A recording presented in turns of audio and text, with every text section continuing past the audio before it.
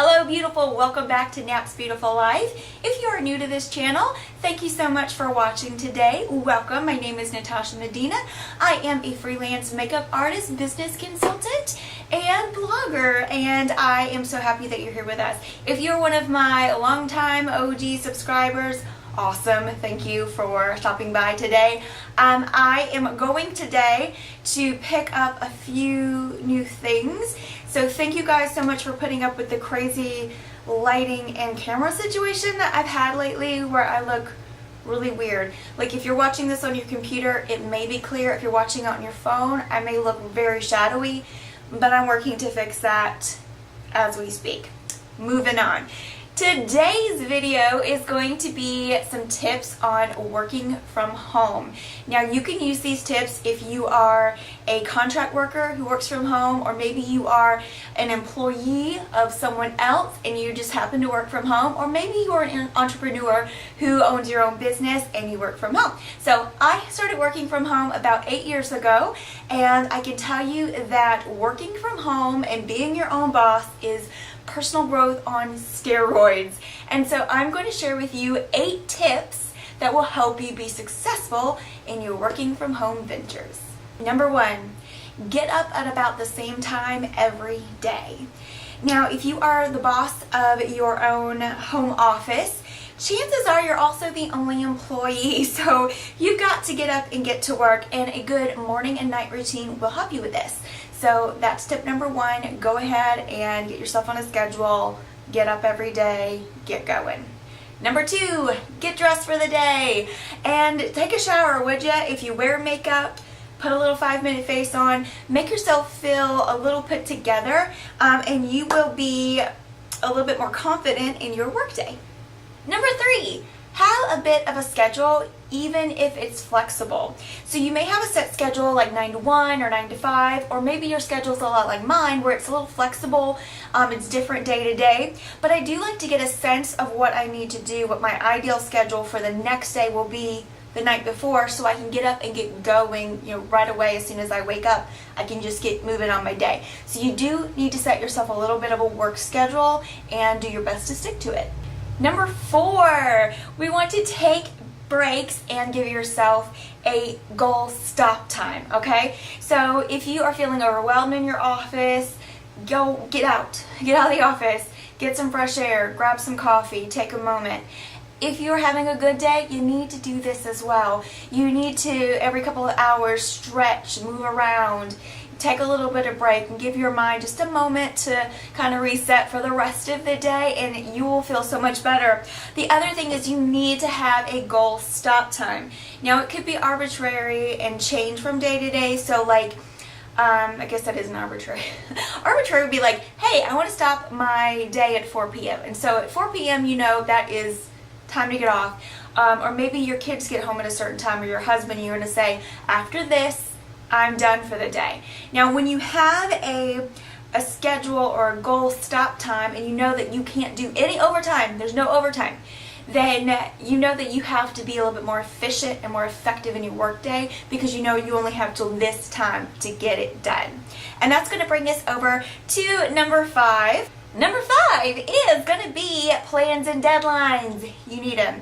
Now, as a business owner, even if you work for someone else but you're at home, no one is lording over you to make sure you get things done. So it's your responsibility to get things done, and you are in charge, so don't blow it. To help with this, make some plans, and I recommend 2 very simple, easy, and free ways to kind of help with this.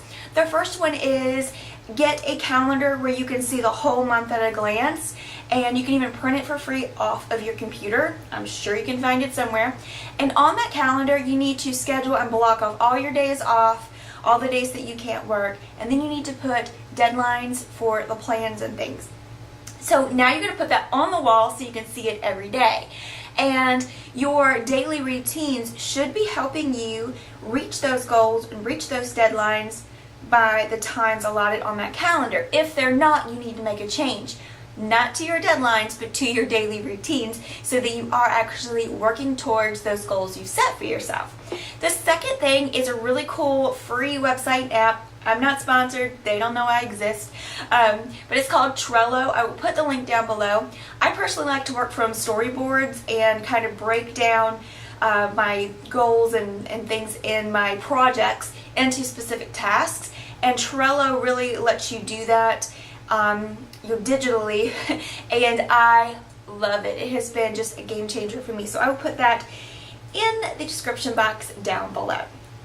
Number 6. Never stop learning. We talked about this a little bit in my 10 things that successful people do video and blog. I will link those down below.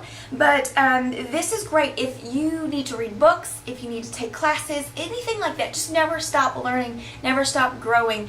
Working for yourself is personal growth on steroids because you have to lead. You have to be a leader of yourself, and then possibly once you are successful, you can lead others.